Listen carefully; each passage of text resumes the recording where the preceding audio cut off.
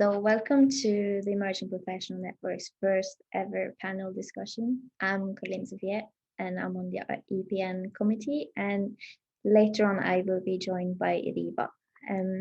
We're very happy to see that so many of you decided to join us today.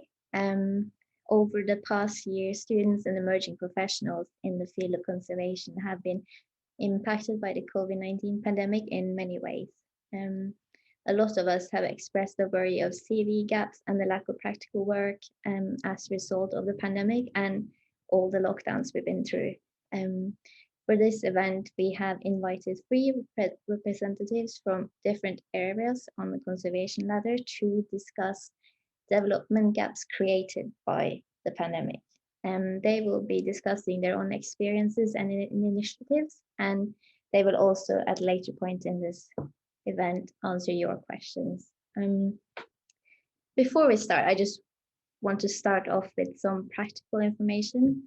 We're all using our own internet and computers from home for this event, so please be patient with us if you have any technical difficulties.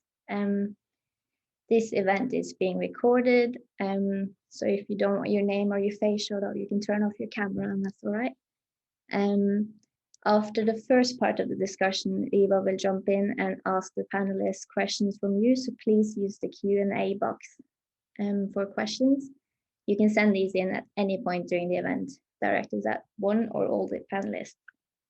I think that's it from me and the informal stuff.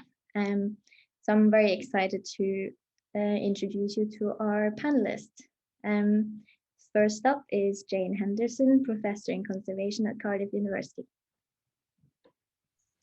Hello, and I'm going to strive not to be the first person that has to get told to unmute, so at least I've managed that.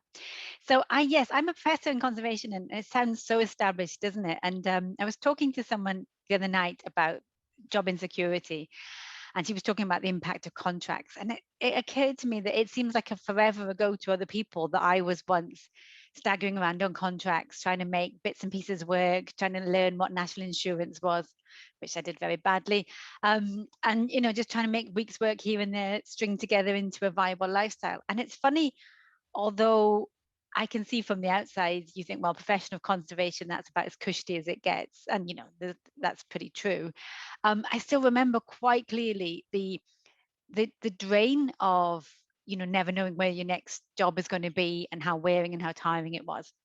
But I meant to say a bit about my career, and what I would say about my career is, on every objective measure, I've done everything wrong, and yet I've ended up here.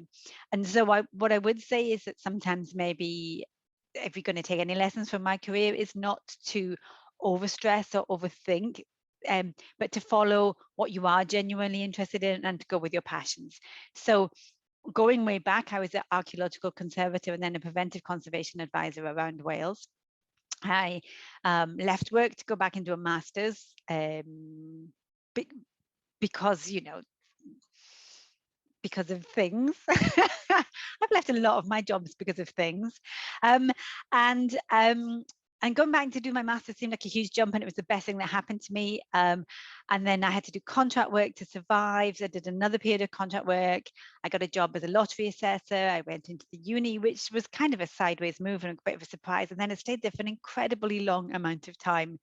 I was really delighted that my maternity leave didn't start until I think it was about 2 weeks after I got a permanent job. And it was like, and I was a very old mother, but I remember just the wave of relief when that happened.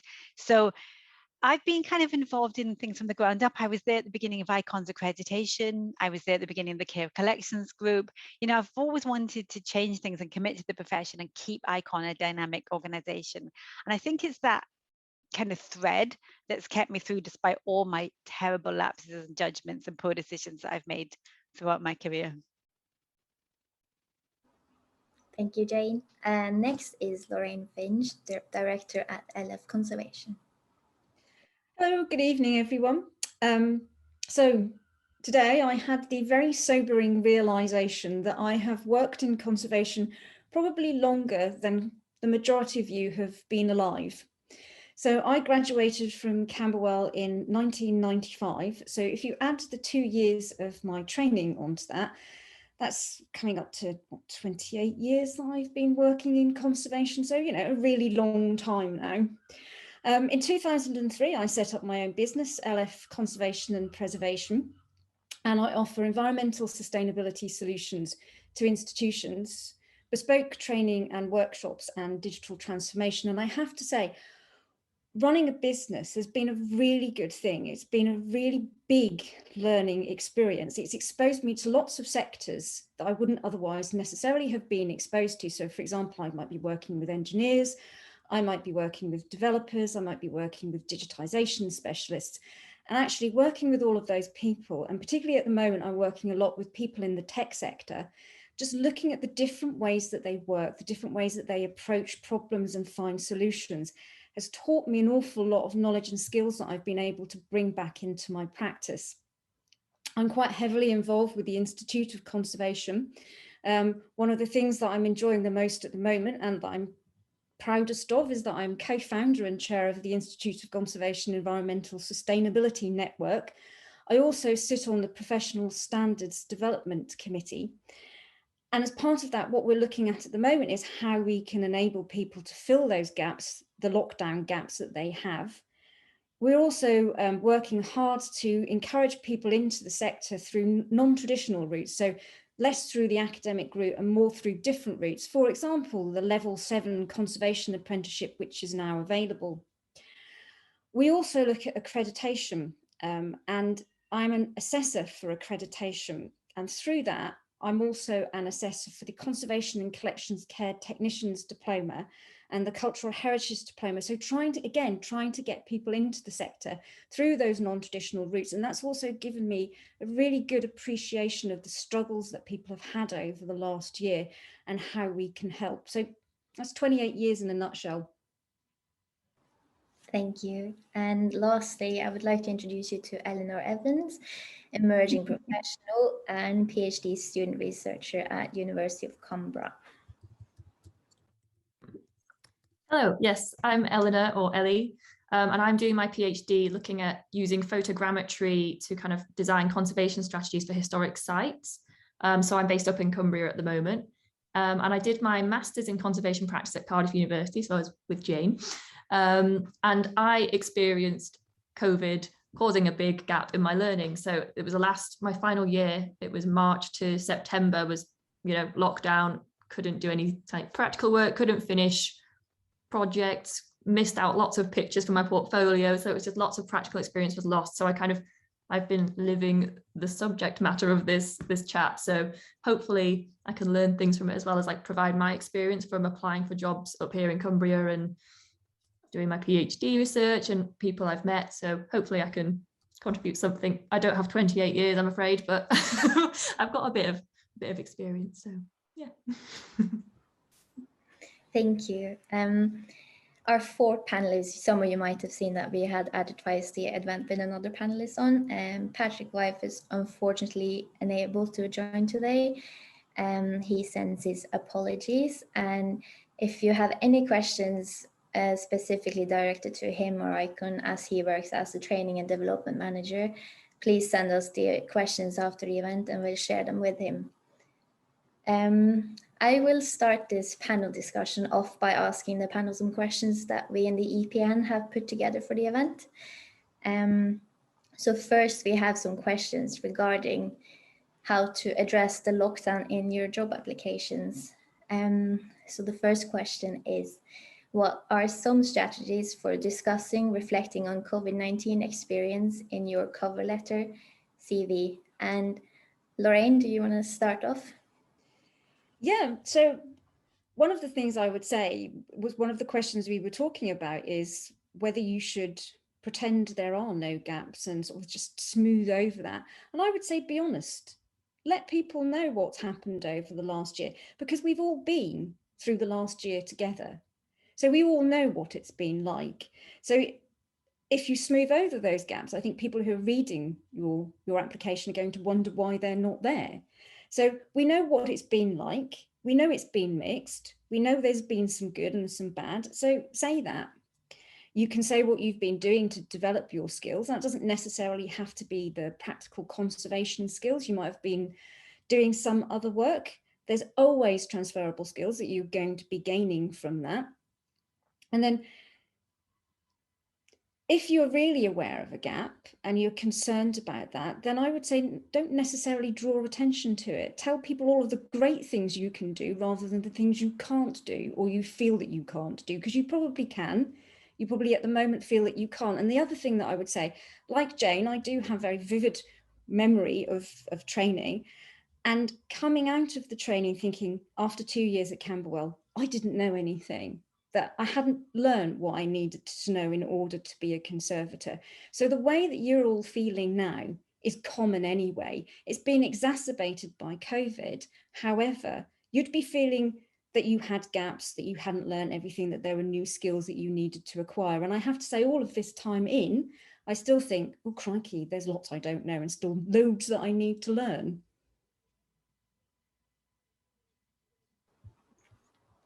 Do any of the other two have something to add in? Jane, you looked like you had something. Well, I mean, I was going to pick up on imposter syndrome, because what I wrote down was, you know, a lot of students have expressed a worry about their CV gaps. And I'm not sure that that worry is particular to COVID. I think that that worry is that emerging conservator worry. And in a sense, the stress that students have felt, I mean, I think the year that Ellie finished last year, last March, December, was absolutely exceptional in this sort of complete wipeout of everything, and we all just got locked out. But over the last year, we've regrouped, and there's been other things that we can have done. And I mean, everyone's been to a webinar, haven't we? We've all, and if you haven't, go watch them. Icon's website is loaded with amazing resources, you know. And if you're doing nothing else but walking around the park for your mental health, you can listen to these webinars.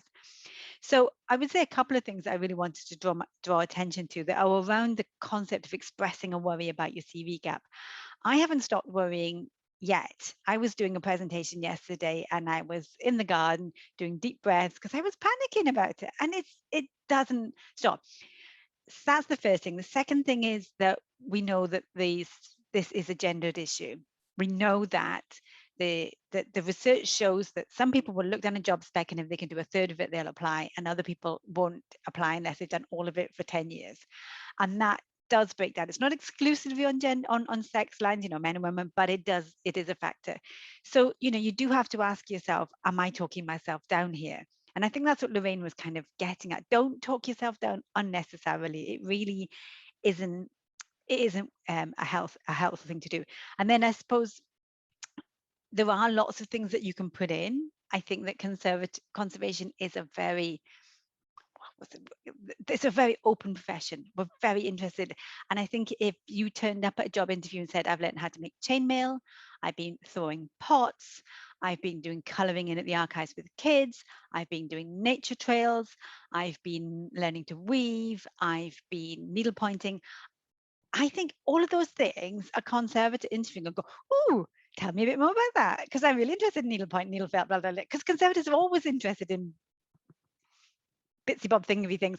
Or even if what you've done is you've learned how to Zoom and everything like that, then employers are also, you know, there are a lot of people who want someone who can support their staff through some of the basic IT stuff. So really do go through what you've done and think about, how do I badge that as a success? Because we're so used to saying, well, that doesn't really count. You know, I don't know, I've been a single mom, I've looked after 2 kids, I've survived on a budget, got college, but that doesn't really count as time management. It's like, you know, that is the ultimate in time management. So I think a lot of people, but particularly women, are used to running themselves down. So and then the last thing I would say is, one of the other things that you might have done is taken time for your mental health. Now, if what you've done is made sure that you go for a walk, or actually, you know, signed up for some therapy or joined a group or one of those things, again, if you look around at what employers want, they would prefer to have someone who's learned to articulate and manage mental health than people who are simmering cauldrons of stress. And I think, you know, feel confident, because a few times people have said to me, I'm going to do this, this, and this for my mental health. I'm really sorry. And I'm like, no, that's really positive. And I think many employers will see that as positive as well.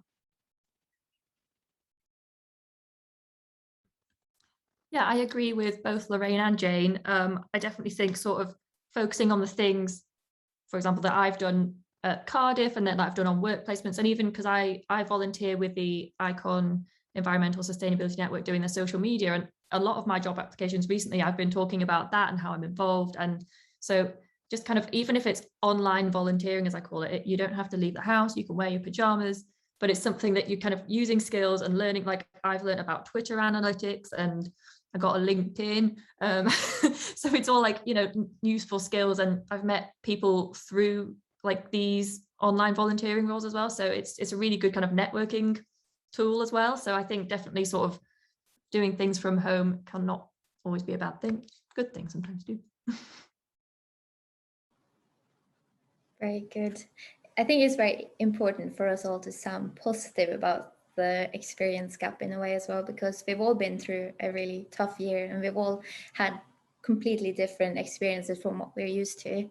And I think that's something probably like people employing new entry-level jobs and stuff like that should be thinking about, because that kind of shows that we might be able to adjust to new settings and unexpected scenarios in a much better way than we might have been able to before the last year.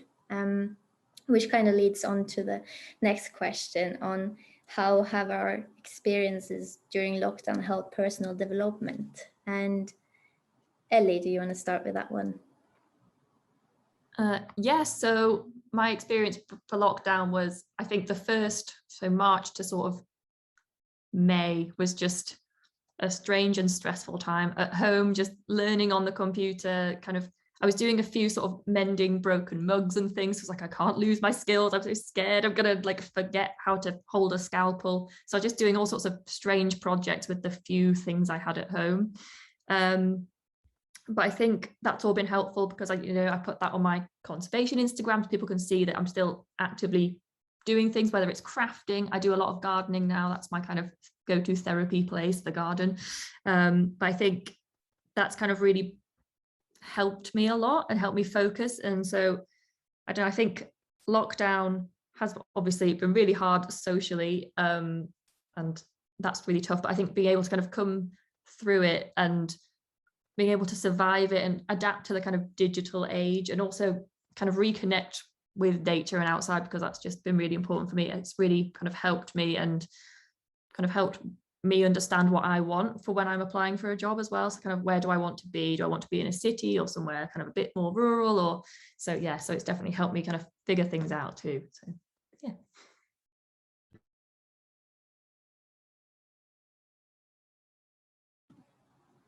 Do Lorraine or Jane have an input? Jane? I'll go in the middle. So for me, because I teach at Cardiff University, it's been kind of a slightly different experience, I think, for many, because in a sense it's been furious. The pace, because we have kept up a lot of our testing, we got back in the labs, a lot of our classes have gone online. So in some respects, I felt like my personal development has almost been not put on hold, because that's not the case, but it's been taken over. I haven't had any hold on the reins of this. So I'm not going to say how many years I've been in the sector, but more than Lorraine by quite a lot. And it gets to the point where you start thinking, do I have to learn the latest tech, thing? Do I have to learn this? Like my mum, when I'm trying to explain to my mum how to use Zoom on, because it was the beginning of the lockdown. It's like, Mum, you're going to have to learn this. We're going to have to go through this somehow because you've got to learn. And I kind of want to be able to say, I'm not going to learn the latest thing. I'm old enough now to stop learning. But this has been like a real kick up the pants. There is no chance whatsoever for complacency, for sitting still.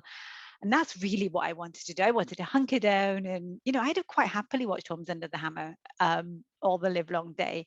But I've been learning Latin with my kids, loads of stuff in religious education that I didn't used to know, Spanish, how to run 3 sets of teams at once in the same house. So for me, it's been an absolute chase to keep up. And that's where your intergenerational working, it is the younger conservatives that keep you on track. And that is the best thing about teaching. Absolutely the best thing about teaching is that whenever you start to feel like slightly comfortable, someone is always there to shake you and go, look at it this different way, and you're like, oh yeah, it's brilliant. So for me, it's, I guess it's constantly rethink. And I guess I got used to rethinking philosophically because I've got students who are saying, can I paint it pink? And then you have to go and think about that. But it's like, can we do it this way? Can we do it that way? And it's been making me change my practices, or at least really shake the tree anyway.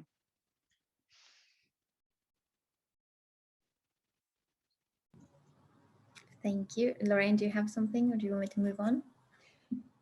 That's fine. So I was thinking about personal development more broadly in terms of the personal development that people may have experienced over the last year, 15 months. So I think resilience is a really big one. So we've been resilience in lots of different ways. So people might have been dealing with isolation, the fact that they can't see their loved ones, that they've had a disappointment because they've not been able to celebrate a significant birthday, or they were getting married, or see their new nephew or whatever. So we've all developed a really, really strong resilience, and probably actually people have realized they've got more resilience than they ever knew that they had. We've had resilience, but we've had to be dealing with the ups and downs and the conflicting information that we've been getting from what should have been sources of authority. We've also learned patience. We've had to be patient both with others and with ourselves. We've also had a good dose of reflecting on where we are now and where we want to be. And actually the space that the 15 months have given us has been a really good thing. It's been really useful in terms of being able to reflect, am I on the right path? Is this what I want to do? Is there a path that is more appealing? What's my passion? Where do I want to go with this? We've developed understanding, so understanding of ourselves and understanding of others, and being more understanding of others, which goes with the patience. And it's been touched on by both Jane and Ellie, the importance of your well-being and that of others. So well-being is something that was there anyway, but really has been brought to the forefront over the last year, and it's become so important. And what Ellie was saying regarding applications, do I want that job because it's in the middle of London and I'll never see a park again?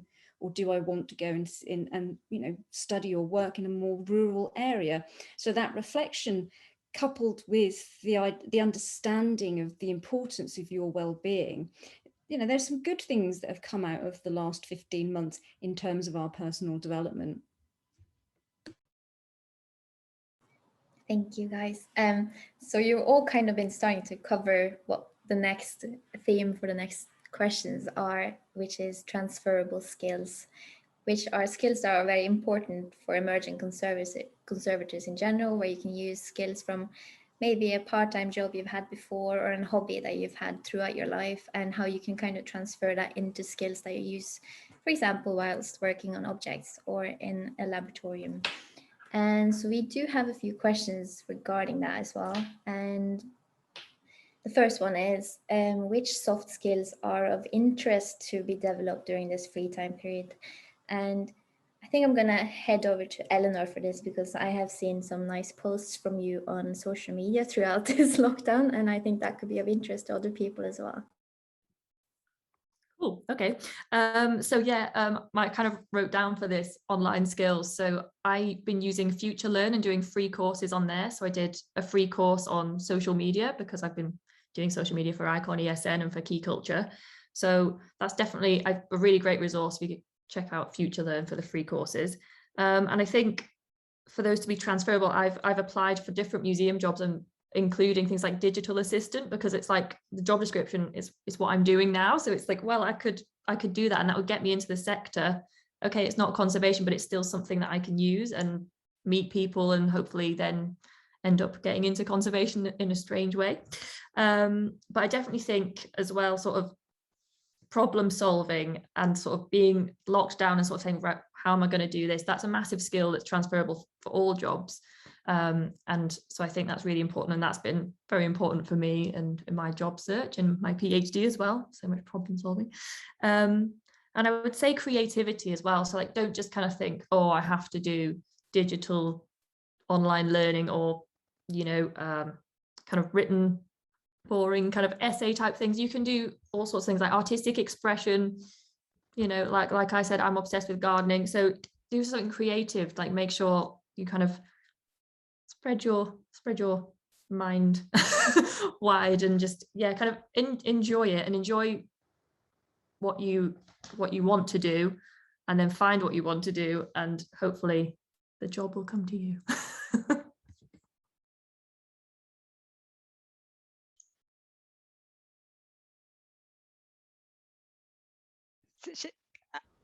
Are we?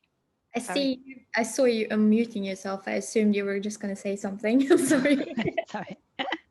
Well, someone in the panel had asked about including a job on your CV that wasn't necessarily related to conservation, and I just, I can't stress enough how you should put that in, because if what you've done is contact tracing, I know a couple of people have done that because the heritage sector has gone down, and so they've done contact tracing. Well, one of the big things that people who are not conservators worry about employing conservators is that they can't talk to people. That this conservative will be like, wants to stay in the basement, won't want to talk to anyone. If they know you've managed to do contact tracing, then that will blow their minds in terms of their prejudice against you. It means that you can talk to people, you can handle people through crisis, you can handle a crisis, but also, what Lorraine said about being resilient, you can turn your hands to things.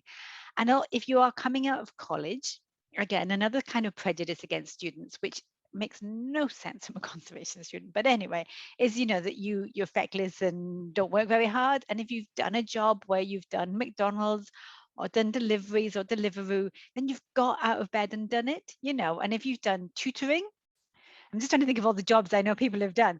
I'll get to belly dancing. But if you've done tutoring, then that means that, you can maybe help with the education. It means you're up on the thing. So I think that the task is, the challenge is always to look at their job spec and their company values and look at what you've got and then transfer them into their language. So don't make them work out how delivering pizza helps you being a great conservator, but you can think about how delivering pizza, because for example, I presume that occasionally pizzas turn up with the wrong toppings, and therefore you have to handle different situations. If you're handling difficult situations, handling situations where stakeholders' expectations are not what they've not been delivered on, or how do you manage that? And that's probably something that is in your job application form. If they're asking you to use, there's often like, you must have used our documentation system. That's an annoying one, isn't it? Well, first, find a museum where you can go and do that, just anywhere. But also then just say, look, I've done the digital logging system for the track and trace, or I've used these digital systems. Because I think, again, older people, I'm allowed to call myself that, sort of sometimes assume that learning new systems is really hard. Whereas if you can say, look, I can learn a new system, I can learn a new system in 5 minutes, no bother, and I've done it for this. So just take the time, you do the work to show how that skill has helped you to do this job. That's a bit of an art form. Get help with that, but see that as you go on. I will make this job fit this job, the job I've already had fit this job. And there's always a way. And also the non-jobs, like the creative things that Ellie said, as well as the contributions to the profession and, the gardening and all those things. Thank you, Jane. Lorraine? So I agree with everything that Jane and Ellie have said, and I don't want to be prescriptive about a soft skill or soft skills that people should go away and develop. It's very much finding what appeals to you and what you love, and then doing that, because from that you will gain so much more benefit. If you go off, for example, if I said to you, you need to go and develop your business skills, and that's the worst thing in the world, and you're really not interested in it, and you slog through a course, or free course online and learn business skills, it's probably not ever going to be something that you use, that you want to use. It's just going to be a painful experience. So develop the soft skills where you have that love, that passion, and you're probably doing it without thinking anyway, because you love it. And it's very much, as Jane said, any experience that you have, you can take and turn it into transferable skills, anything that you do. And earlier this year, I had some business coaching and I was asked to do this. So I was asked to write a list of my transferable skills. And the idea is that you write, say, 30 transferable skills that you have, and you write a long list. You don't just put 5. The idea being that the more you put, by the time you get to the end, you will start making really silly things and putting them in to get to your 30 or 50. And actually, that's where all the really exciting stuff is. And you will also start to repeat. So something that you may have put up earlier, you put again into slightly different phrasing. And that's where you start to find out the things that are important to you. And when you go through that list, you can see that, as Jane was saying, you might have been delivering pizza, you might have been working in McDonald's, but you've learned so many skills in those jobs that are transferable, moving over into conservation and the cultural heritage sector. And if that's not something that you excel in terms of going through that list or writing that list, ask your friends. Say, what do you think is a transferable skill? The job description says this. I've been working in McDonald's. What do you think that I learned at McDonald's that I could use for this application? Or ask your family. Because we said this earlier, we are our own worst enemies. We're our own worst critics. Other people see you completely differently, and they will say to you, yeah, you've got those soft skills, you've got those transferable skills, go for it. Thank you. I love the positivity here. It's really nice to hear it. And you've all kind of like covered most of this when it comes to transferable skills. But I'm just wondering if you know how we could show proactivity in such a large time gap that we've now suffered from because of the pandemic. And I'm wondering if maybe Jane would like to answer first. Was that productivity or proactivity? Proactivity. Well, the first thing I'd say is stop calling it a large time gap, because the time that you've been a student in the lockdown is exactly the same amount of time as the person who's interviewing you has been in the lockdown. And they were going through a lockdown for exactly the same amount of time as you. And if you start saying, well, everyone who went through lockdown wasted a year and a half, they're going to think, well, hang on a minute, I didn't waste a year and a half. So, no one has, I don't know, has anyone escaped the pandemic? I suppose there probably is some people in the world who've sailed through, but basically not many. So we've all been through this. So I would really think about how you're phrasing that and even conceptualizing it in your own head. We have all survived the pandemic because we're here. Some people haven't, and that has been awful. And let's not play that down in terms of, the experience of people around us. But like Lorraine says, we've been doing something. So just think about what that something has been. And rather than saying, oh, this is how I filled my otherwise wasted year, or these are the things I didn't get, think about what you did get. Because when you interview, if you get an interview for a job, it's because you can do the job. But you don't get offered the job because you can do the job. You get offered the job because you're the best person for the job. And the difference between those two things are all the quirky little things that you've done because they're you. Because if you slogged your way through an accountancy course with no interest whatsoever in it at all, you're never going to sell yourself as an accountant, an accounting conservator. Whereas if what you did was became the needle felting champion of the West Midlands, then other conservators will incredibly warm to that. It might not get you a metal conservation job, if I'm honest, but conservation jobs are pretty niche, and it's always at the degree plus the volunteering plus all these other things. And I know volunteering, we can get to that in a minute, but it's your package that makes someone go, God, that person's so perfect. They're on the trajectory. They've got all these eclectic interests, and you never know what the job is going to be that all these eclectic interests come together for until you're there applying for it, and you suddenly think, this is my job of my dreams. So you just do the things that you're passionate about, and then you think about how you express that, and you make the most of them. And you also make sure that people know that you've done them. So like Ellie was saying, she's done LinkedIn, she's tweeted about it. Make sure that you engage in those things and you're talking about them. Because even practicing talking about your achievements as opposed to your gaps, that's something we're not very good at, isn't it? I'm not very good at talking about our achievements whatsoever. I introduced myself. I'm the Secretary General of IIC, which I forgot to mention, but I remembered to tell you how I nearly got chucked out of college, twice. So, it's very easy to talk ourselves down. Thank you. Eleanor, do you have something for it?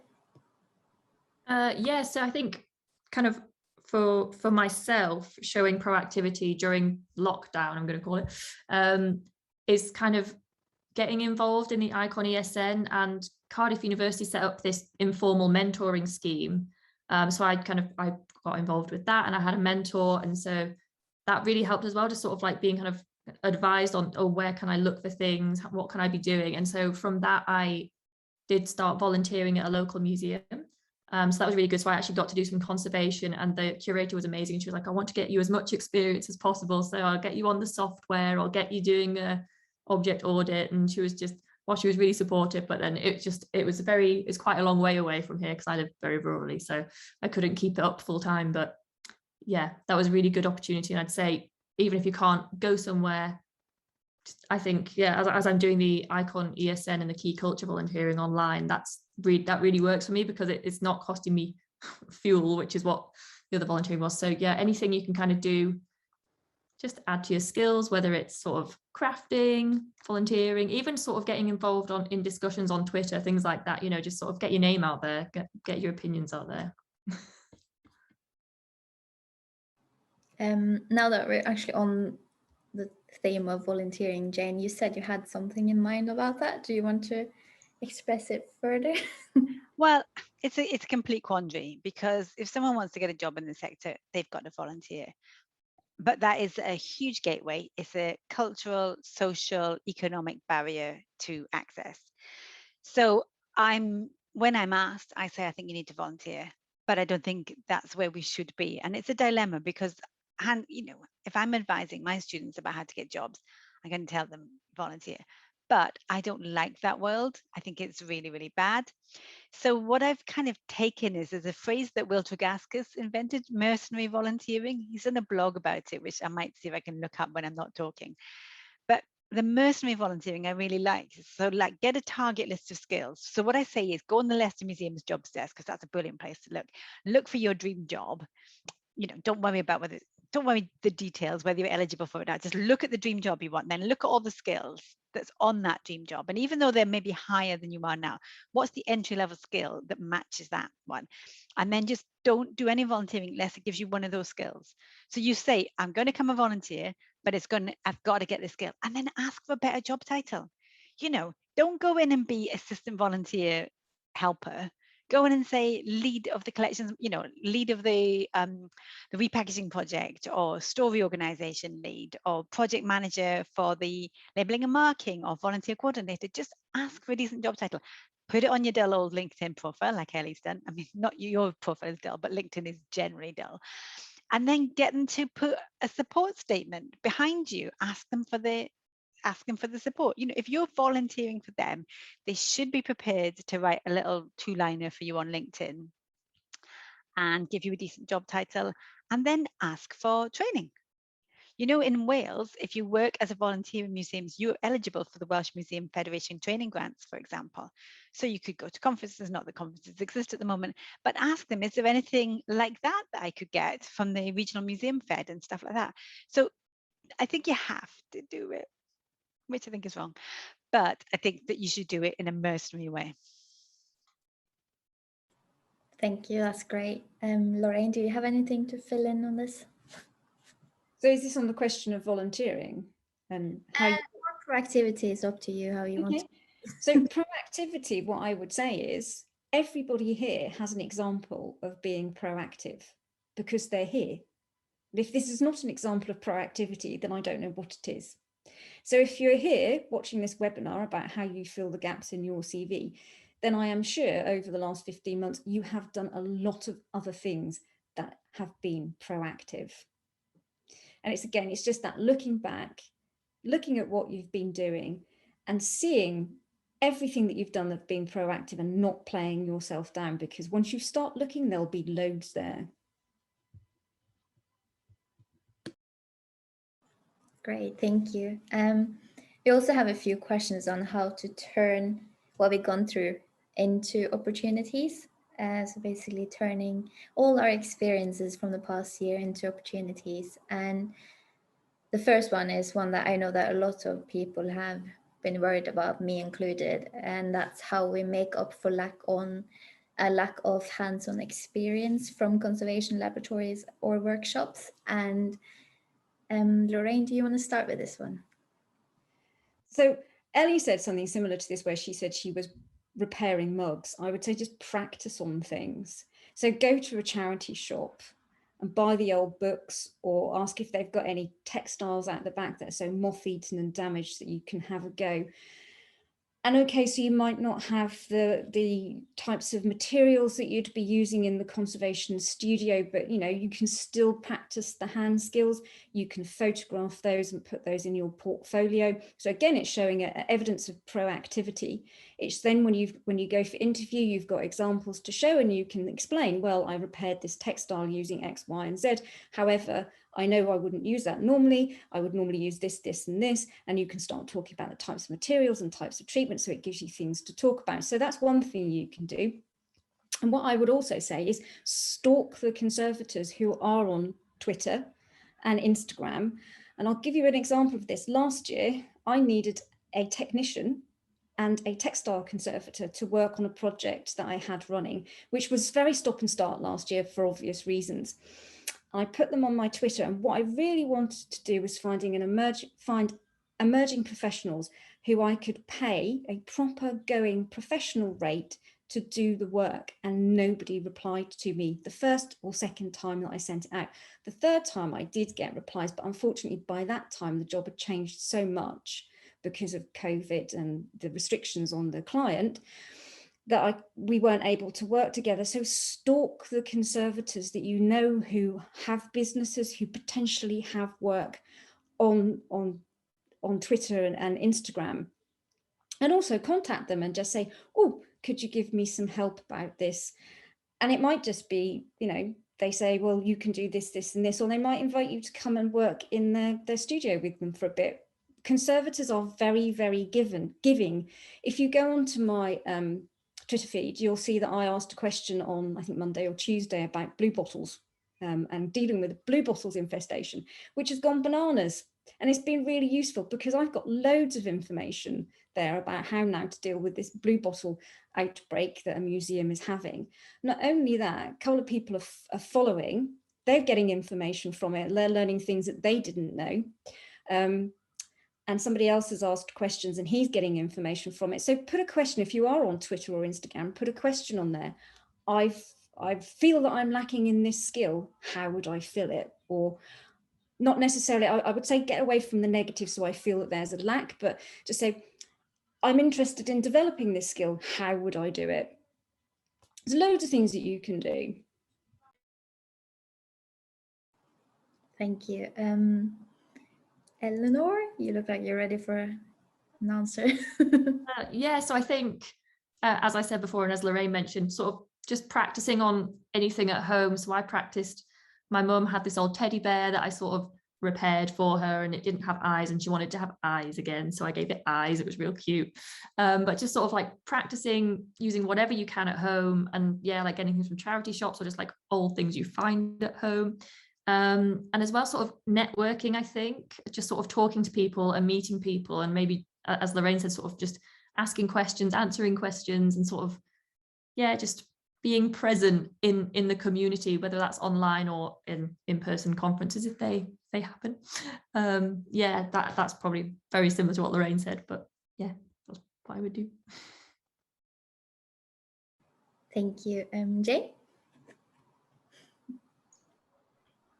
So if you can't volunteer for Conservative, I've just done the links now. Also think about repair cafes. I've put the ones in Wales and the UK one, because again, most Conservatives are really interested in sustainability, but the advantage of helping out a repair cafe is that they normally have equipment. So, you know, if the barrier for you is that you don't have a sewing machine or you don't have a welding iron, then, you know, but also the people you meet there, because if there's someone at that repair cafe who can weld, they will show you, because people who like welding like showing other people how to weld, you know, but spot welding, just like a little bit, you know, of and, you know, you go and you hang around in that community, you meet new people, you contribute something to society, you'll probably learn some skills, even if you feel like, well, all I've got is, I don't know which one you go in, but say you go in with sewing, make sure you come out with sewing and welding. If all you've got is welding, make sure you come out with welding and sewing. Do you know what I mean? That, or you've learned how to use some tools, or you've learned how to talk about it. Because you will, and the other thing about doing that is you'll feel better about yourself, and feeling better about yourself helps you be a better interviewee, because interviews are entirely fake experiences. And if you are, and again, I think this is fairly discriminatory, but if you are suffering a little bit with depression, it's really hard to do a good interview. So you know, and that kind of self-confidence that you might get from learning a new skill, helping someone, giving somebody back a toaster that didn't used to work, or, you know, hemming some school trousers for someone who doesn't know how to do that.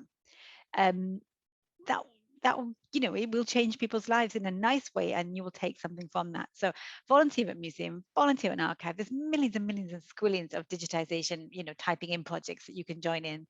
There's always something you can do. And then, as I say, Ellie was preparing teddy bears, and it was so, I'm sorry, but it was adorable, wasn't it? Those of us who watched it, the little sort of narrative unfolding, and it was very popular, wasn't it? Who doesn't want to see teddy bear's eyes get fixed? Offer at your local museum to do a doll hospital. It's something I wanted to do with conservation students before, because you'll get loads of people in if you do a doll hospital. Just read a load of stuff online about dolls before it starts. Thank you. I think you kind of covered a little bit what I'm going to ask you next, and it's about, oh no, don't worry. It's more about online initiatives that could be useful for emerging professionals. And I know many of us have probably already seen stuff, but we would just want to ask you guys if you have any ideas or suggestions, so that people can have a look later on or over the weekend if they want to. I'll start with Jane, because you're next to me on my screen. I was hoping you go with Ellie on that, because I'm sure she's got all of them. I mean, I think that there's so many online resources. You can work your way through all the professional bodies. I think the icon, it came from the book and paper group mainly, didn't it? But those resources are incredible. You've got, Lorraine mentioned C-Word. You can listen to all those podcasts. They're also adorable. But you can go elsewhere. If you go into American Institute of Conservation, there's loads of their information. There's Sustainability Wiki. There's loads of information online on their website. The Australian Institute of Conservation has really, really nice resources. If anyone does Facebook, Craig Deller is a resource monster. He's amazing. People, the conservation advocates online, is that the right name? But he has every single PDF in the world, as far as I can tell. I'm not sure. But when people ask questions, he goes, have you seen this? Have you seen that? So and then just join in. I know that Will Tugaskas, who I mentioned about mercenary volunteering, he was very fond of Museum Hour. He just joined in for that hour and just chatted his way through Museum Hour. There's been the Icon online Twitter conferences. You can get all the archives of those, and I think it's just like find your groove and engage with it. But also be a little bit mercenary. So if you want to work for, say, the National Trust, then make sure you're following them on Twitter, that you're responding, you're asking questions, you're saying, supporting them in their work if you agree with them. I'm not saying lie, but, just engage with them. I mean, if you don't agree with their work, then probably applying for a job isn't ideal. But, if you've got a National Trust membership, then make sure you take photographs of the site and ground and share them. It doesn't have to be tremendously directed, but I can't even remember resources. So, I mean, there is just so much, and I think I've done enough. So few, I got in quick, and I'll leave others to think of more imaginative ones. Eleanor, do you have a few as well? I think Jane really covered most of them, but I would say, yeah, definitely look at the Icon webinars on YouTube, because they've got all different playlists, so different kind of topics and networks. So that's really kind of good, clear place to go. So if you know exactly what you're looking for, head there. And as well, Jane did mention Twitter conferences. So Icon Environmental Sustainability Network ran a Twitter conference in March, our first one, and it was really successful, really interesting, and it's still, it stays there on Twitter, so you can go back and look at it anytime. And there's all sorts of different tweet talks, I guess you call them, on there. So yeah, I think that there's just things everywhere. Like, the internet is amazing from that respect. So yeah, just following on from what Jane said, go online. You'll find things. Thank you. The internet's great for us, really, isn't it? Lorraine, do you have an extra few, or do you feel like I covered it? Well, the internet is a great thing, and thinking about skills that you might want to develop that are not conservation skills, but the soft skills that underpin it. I love a podcast. Download quite a lot from the BBC Sounds, all sorts of things on wide-ranging areas of subjects, so things like well-being, resilience, leadership, business skills, and I love a TED Talk. I normally listen to them when I'm doing the hoovering, because my hoover is so noisy that I put my headphones on and it takes me an hour and a half to get around the house. So, you know, that's two podcasts actually. They're history podcasts. They're all sorts of different podcasts, and I love them.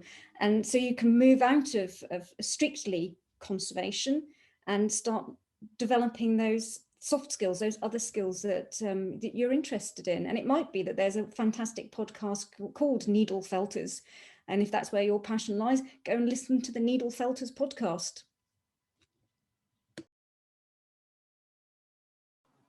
Thank you. So thank you all so much. That's it from our list of questions. And this is where I was meant to hand it over to Riva to take the lead to ask questions from the attendees, but she's having some issues with her Wi-Fi connection at the moment, so I'll continue from here. I see that some things are coming through the Q&A box, and we're also happy for more things to come in as we go along. I see that some of you've answered some of them, but I'll bring some of them up in plenum anyway, because it might be interesting to more people. And I see that, Jane, you're happy to answer one of them live, even though you don't have many big regrets. And the first question is from Signe, and she's asking, could you elaborate on some of the poor decisions that you've made throughout your career, and what would you do differently? I don't like to, because this is being recorded, to admit quite how many disastrous career crashes I've made, but suffice to say I was nearly thrown out of university twice for protesting. Let's just leave it at that. I got into quite a lot of trouble in various jobs for similar sort of trade union activities. And I've just had a terrible problem with speaking out when speaking out was not wanted. And I think maybe I've learned to rein it in a bit, but maybe my manager wouldn't agree with that even to this day. But I do feel that it has, in a sense, made me more comfortable with, you know, the changing stuff. So, you know, we were doing sustainability in our lab when Megan started us doing it. Goodness knows how long ago that was. So it was nice to have come through that, you know, there wasn't a care of collections group, so I'm going to help set one up, you know. So really changing the things that you can't accept. And I think that has gone through my life. I need to work harder on accept the things I cannot change, but it has meant I've taken decisions and gone in various directions. And I think that has meant that now, I mean, I wrote an article called Beyond Lifetimes where I felt I was putting something quite controversial out, and it did get sent back by the reviewers many, many times. And I nearly lost my nerve because I kept thinking, is this really a thing that conservators would actually want to talk about? But since it's gone out, I've had really nice positive feedback. But because it kept getting sent back by the reviewers, I was, you know, and it takes a bit of a nerve to write something I think stood a little bit outside of the kind of thing that we normally have in the journal, and that's probably why the reviewers weren't that keen on it. But you know, I just went to people I trusted and said, "Is this a paper? Is this thing for? Is this something conservatives will want? Are you sure? Because I've got to do this, rewrite it again." And I think it has been those things. It's been the brave at the time. You know, a couple of times, like leaving a job to go back to college, that was a bit scary because I had a mortgage by that point, and you know, I had to work some stupid hours, really, really stupid hours to make that work. It was quite hair raising.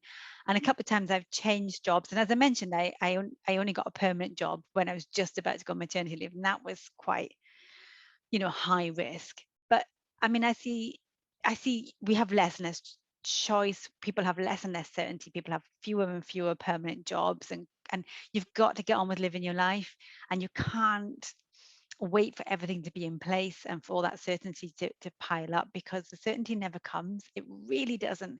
And if you put your life on hold until you've got it, until you've worked everything out, then you'll never do anything. So, and some of the proudest achievements in my life outside of conservation, I was in a justice campaign for several people who were wrongly jailed, and that at the time was radical, and now I don't think is as radical, if you know what I mean. I remember a lot of arguments, and I think it's just like standing up for what you believe in, even when that's sometimes difficult. So that's the sort of thing I was talking about, Signe, and I think that has it's very much easier in hindsight to be complacent about that. There have been a few times where, you know, I have been, you know, a jelly of fear, panic, tears, regret, and money worries. But, you know, in hindsight, now I'm fine. And I'm glad I did almost all of it. A couple of times I was rude to people when I was young and arrogant that I regret. Thank you. I love the honesty.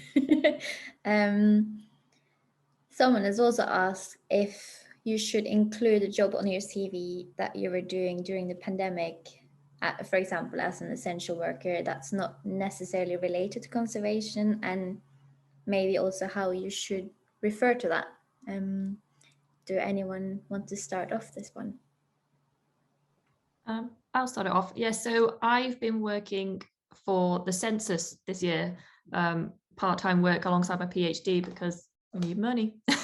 So, and I put that on my CV. I think, you know, it's great to show, yeah, okay, I've not got a job in conservation, but I'm working, I'm out there, I'm doing something. So like I was going around knocking on people's doors and saying, you've not filled in your census, and giving them a leaflet. That was my job, but that's got transferable skills. And I think that's really kind of important to show that you're adaptable. You know, you can go out and work in a pandemic. And yeah, just kind of show that you're willing to get up and go and do a job, whatever it is, really. Yeah. Thank you. Lorraine, do you have something for that? I agree with Ellie. And any job is going to give you skills which are transferable. And it shows that you have that proactivity. You've gone out, you've got yourself a job, you've gone to work every day, you've got that ethos, and you've learned transferable skills. One of my summer jobs when I was a student, I worked at the local sea life centre, and I was a marine assistant, and I used to have to give talks every day. So general public would come in and we'd talk about the sharks, or we'd talk about the ray tank. We had set talks and we got very good at giving the talks. And actually that's given me really good presentation skills. Thank you. Jane, do you have something for that?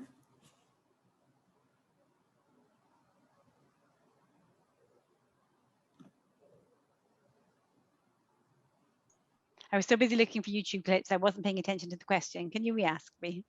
Yeah, of course. It's more about how you would include a job on your CV that was not related to conservation directly. Yeah, I would just, it's about skills matching. There was a question right at the beginning from someone about, you know, application bots. Brandon was asking about that.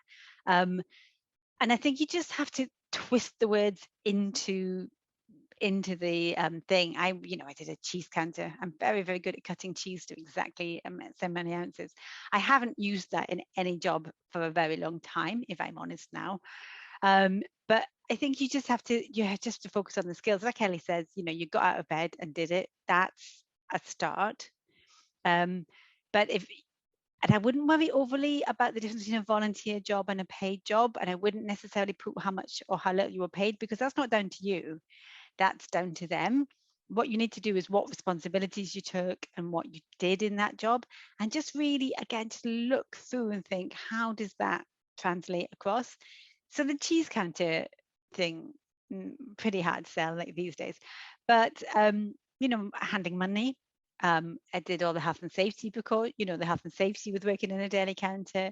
We had to do the stock rotation. So we had to manage, you know, the documentation on that. And you can always just pull that through.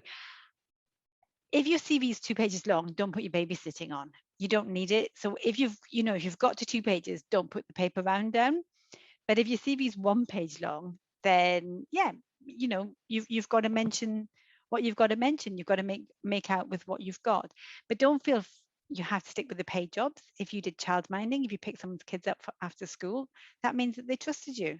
You know, if you helped out, if you go to your nan's care home and help out with the singing events, then people will like that about you. I'm sorry, I'm just going through all the people I know and everything that they've done. But there's always something. If you've done the Dementia Friends scheme, I would really like to see that on a CV. You can do the European, can't remember what it's called, computer something one. Microsoft are doing some free certificated training at the moment online. I mean, you sign yourself up, get the credits, and put it down. And I've done Future Learns as well. Ellie mentioned them. I love the Future Learns. You do have to pay now to get the certificate, but you don't have to pay to finish. So you can still complete it. You just don't get the certificate. And finishing a Future Learn course, that's an achievement. Starting one, we can all do that. Finishing one, that's an achievement. Can I just ask, I find that question really interesting because it's almost saying that employers are expecting to see a CV and an application that you've just completed your training, or you're a year or 2 years out of training, and the only thing that you're going to have on your CV is going to be conservation jobs. Well, that's not going to be the case for anybody. When I graduated from Camberwell, I went straight into a conservation post. However, the only work I had on my CV was all of my summer jobs. So the work at the Sea Life Centre, the work in the shop, the work in the restaurant. I worked briefly at the local circus. That's what was on there, because that was the age I was, and those were the sorts of jobs that were available to me. But they all gave me really good skills. Thank you very much. I think that's it from all of the attendees, but I know from earlier that Jane, do you want to say something? There's one from anonymous attendee about non-conservation jobs. Yeah, that's all right. I'll find it. I was just trying to type an answer, but it'd be quicker to. Oh, it just came up on mine. I don't know why, but I'll ask that one then. So how about applying for non-conservation jobs at this time? Because maybe things are a little bit, how do you approach them? And this person has been asked, why would you want to give up working in conservation? Another interview, and it threw them off. And because sometimes you need a job and you need the money, and if there are limited sources out there, how are you gonna go through with that, really? And I'm wondering if any of you, maybe you, Jane, want to start off with that one. Yeah, I think employers want you to really want the job. So you have to fake it till you can make it in that respect. You can't say, I'm doing this as a holding job till I get a real job. That is going to be a killer of an interview answer. But there's no reason to say is, I want this career and I see these things as complementary skills. So Ellie's doing more conservation in the other sense of conservation next, aren't you? Is that right? And you don't say, I've sold out one to do the other. You say, this is how these skill sets work. One of our graduates, Mary, got a master's in computing by explaining how she managed a disaster planning response with wet documents, because she did a process and she did a series of tasks. So I think you can reasonably say, this is where I want to go overall, and this is how I see this helping. I do think if you say, yeah, I'm a failed conservator and I'm going to stay here and be bitter, you won't get the job. But because nobody wants to employ someone who doesn't want to be there. So you do have to find a way to make a consistent pathway out of it. But I mean, I've always found it's all the random things that come together. You suddenly find yourself looking at a job thinking, blimey, all these weird things. I know it's not fate. I mean, I'm not, but it feels like fate. It feels like someone's pulled you through this path, this amazing pathway, and you've suddenly ended up at the place you're meant to be. That I think is the thing that a lot of people who've been around for longer suddenly say, I suddenly realize how I'm going to pull all these things together. I mean, I think that's actually, you do all these amazing things and they take you in that direction, but it just feels the opposite way around. It feels like you sort of arrived where you needed to be all along. And so I would definitely sell it. Think hard before you go in. But there's no reason why everyone who does a conservation degree needs to be a conservator, and we shouldn't either really push that, because that's actually a really bad message.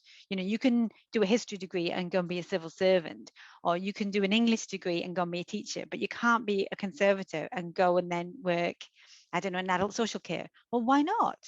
I mean, if you want to work in adult social care, then maybe you could take the people that you work with to museums.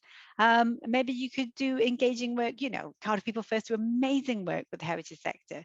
There's no reason why you have to go in a very narrow line. And in any case, there are so few bench jobs in conservation left, you know. So some people are going to be lucky and get them, but not many of us are going to get them. And it's kind of unrealistic to expect that. Whereas what drew us, we love heritage, we love objects, We love finding out about old things. We love fiddling with old things. There's so many things that we love. And I think we can do those in a big range of jobs. I mean, why do the curators always get to be directors? Why can't we all be the directors? Good point. Lorraine or Eleanor, do you have something to fill in on this one? Nope. Yeah, so actually this kind of hits home for me a bit. So I applied for a job back in December and I got an interview for it. And for the interview, they said, oh, we'd like you to prepare a 5-minute presentation about an object. This was for a collections assistant job. And they're like, what, a 5-minute presentation about an object, how would you handle and package and document this object? And so the way they'd presented like how the interview would be was very like object focused. I was like, right, okay, I'll do this presentation. So I went to the interview, I did my presentation on Zoom, and then I didn't get the job. And their feedback was, oh, well, your interview was really good. Your presentation was very in-depth. It was very object focused. So it's not really right for your career path. You should be a conservator. And I was like, I wouldn't have applied for it if I didn't want it. But it was just like one of those things, like, how do you make employers understand that just because you've done conservation doesn't mean you're going to be a conservator? You could be a collections assistant or anything you want. Could be a fireman. I don't know. But yes, that was an experience I had before Christmas, and I'm still bitter about it. With good reason. Lorraine, do you have something, or are you just on board with the rest of it? I would say that Ellie and Jane have comprehensively answered that question. Yeah. I think that's it from the questions from the attendees, but I know from earlier that Lorraine had a question for the attendees, and I'm wondering if you would like to ask. Yes, so my question to the attendees is, what are the gaps that you see? If you type in the chat, the panelists, but make sure you've chosen panelist and attendee so everyone can see it. But yeah, so what are the gaps? What gaps do you identify? Are they practical skills? Are they communication skills? Are they thinking skills?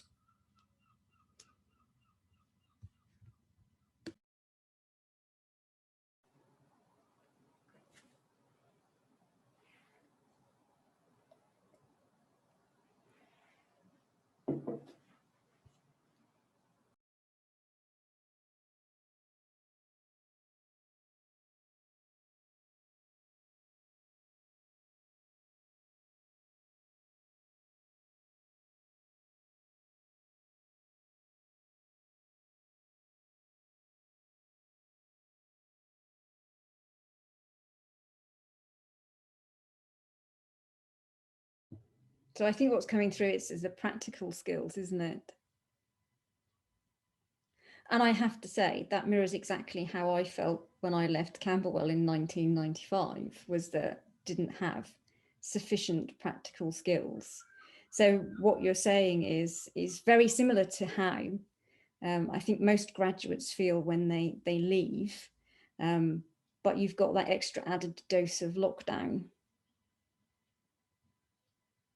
Yeah, I'd say for me, because sort of half of the second year was locked down, some of the kind of scientific equipment, so like using the SEM, things like that, we just had time to have the demonstration on it, but we didn't have a chance to use it ourselves. So it's like, I think using very technical equipment is something that my cohort missed out on, I know. Yeah. I would say to that, Ellie, that since I graduated, I have not been anywhere near any of those big swanky pieces of equipment because I have never worked in an institution where we had access to them. And as a freelancer, just don't have access to them. I could run things through my network, but I learned how to use them at Camberwell, and that was it. So quite rusty knowledge on those now. That's good to know. I won't come across them every week then. And with the comments about gaps in employment, I mean, I have those because I spent the first 7 years in employment. I have those in mine. So you can see where I've left one job and there's been a gap before I've started the next. And in fact, one employer specifically, I had the job, but wouldn't let me start for 6 to 9 months. I can't remember now, 6 to 9 months after they'd given me the job, for very specific, selfish institutional reasons. So there's a 9-month gap in my CV there. But that never made any difference in terms of finding the next job. Nobody ever asked me in interview why I had a 9-month gap. And if they did, I could have explained to them what had happened. Sometimes, you know, life happens. You're moving home, you're having children, you know, whatever.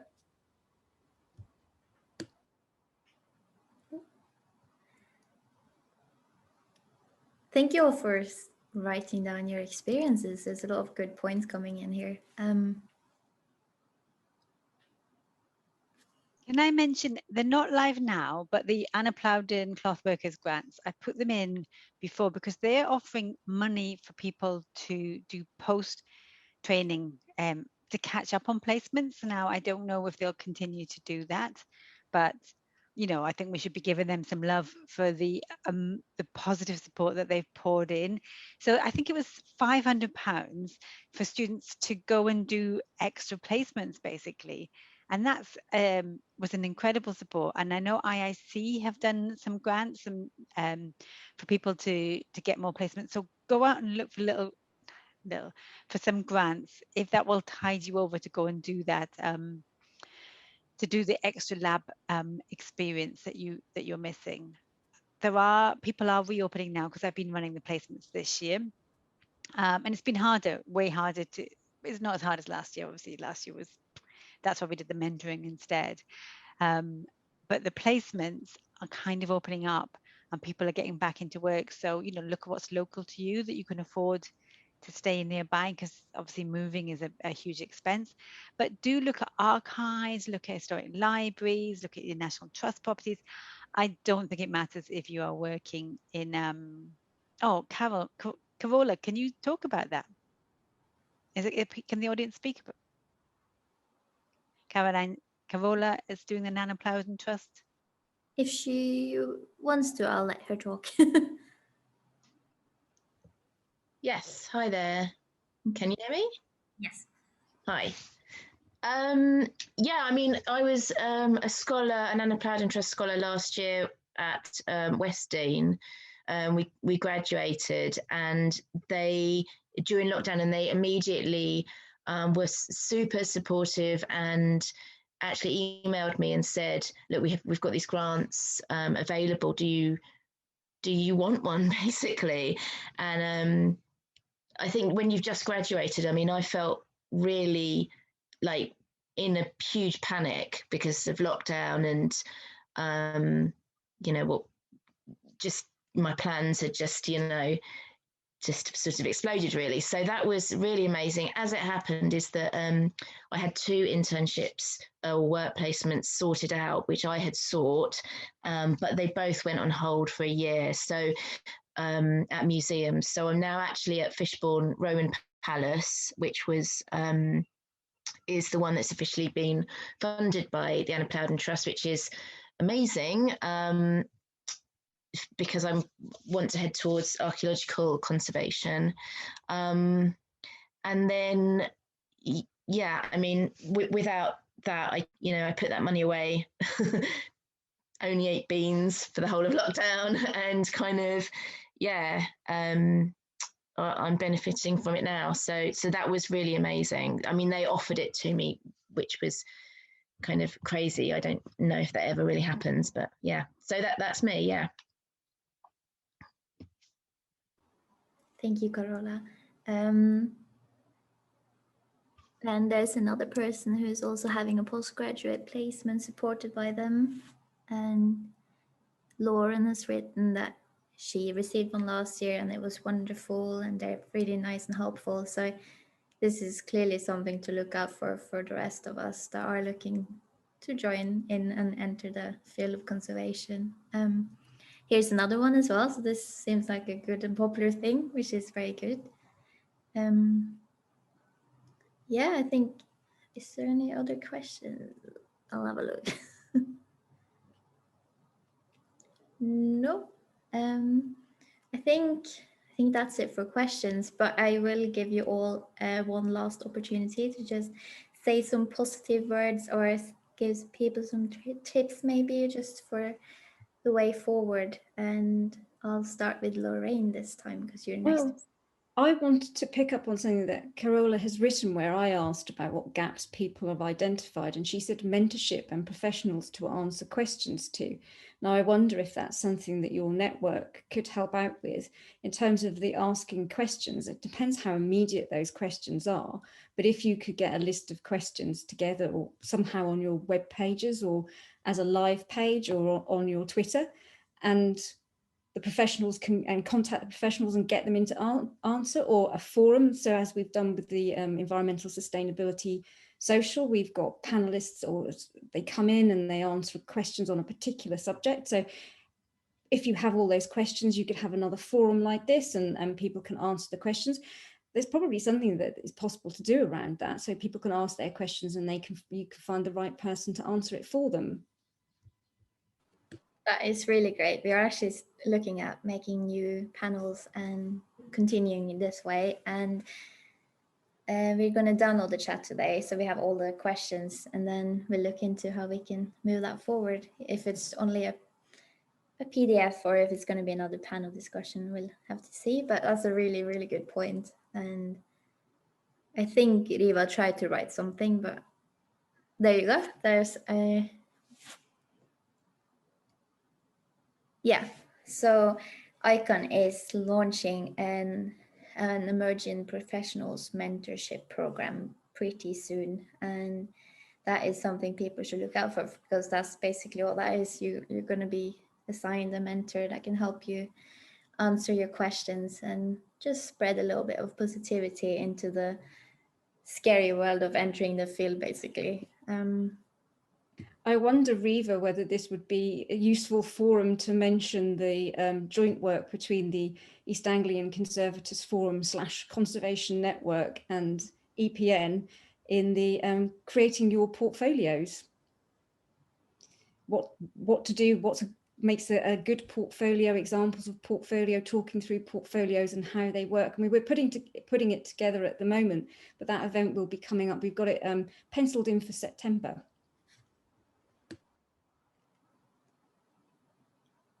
That would definitely be of interest. So the you mentioned the mentoring thing, and that is actually a development from the one that Ellie participated in. It was led by Charlotte Lester, who one time trustee of ICON, and someone who has shown how you can take conservation training into other sectors. And she was really confident to do that with me and for the students. And it was incredible initiative. And again, that's an example where there was a problem. We couldn't run placements. We put it together. Catherine, who's in the chat, and I and Charlotte are doing a talk about it next week about how it works. So we'll try and send a link around about that. And so I can see that Kyle has got one of those mentorships from that, and that's a result of just thinking, right, what am I going to do? What can we start? And I would really encourage people to start things. I mean, I think that is the lesson of my troublemaking career, is that if you aren't hemmed in by, perhaps I should be a little more hemmed in, but anyway, somewhere there's a perfect balance of having the confidence to do things. I'm going to mention that IIC have a mentoring scheme as well. And if you've got questions, I don't know who answers them, but the C Word podcast does have a Dear Jane feature where you can send in questions, and whoever that person is will come up with answers to your questions. And I did want to pick up on a slightly more, not negative note, but Lorraine mentioned resilience, and I just wrote a note to come back to that about you can almost be too resilient. I think we have been incredibly resilient, but I have been through one or two horrific things because of the pandemic. And I'm not sure that we've yet had the time to feel sorry for ourselves. It's all been coping and coping and coping. So I think that there's also a little bit of, we may all have, they may throw open the doors and then we'll all might be just there under our blankets going, I don't actually want to go out, I mean, obviously a lot of us do, but, I'm sure other people have a similar experience. I missed a funeral of someone incredibly important, who died alone as a result of the pandemic. And that is something I know I haven't fully got through. Do you know what I mean? And so I think that we should absolutely be proud of our resilience, but we should also give ourselves time not to be resilient and just to be a massive, snotty, crying, TV watching, I don't know, truly madly deeply. That's probably what I do when I want to have a good cry. But just have a bit of, feeling sorry for yourself time. I think we may all need it. And I think that may come in 6 months down the line if things start to open up. It may suddenly hit us.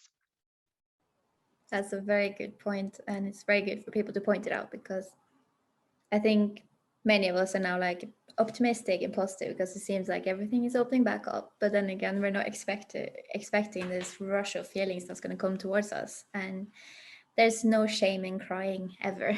And that's what people need to remember. Yeah, I think we're heading towards the end of the panel discussion. I'm just gonna, there's a quick one there.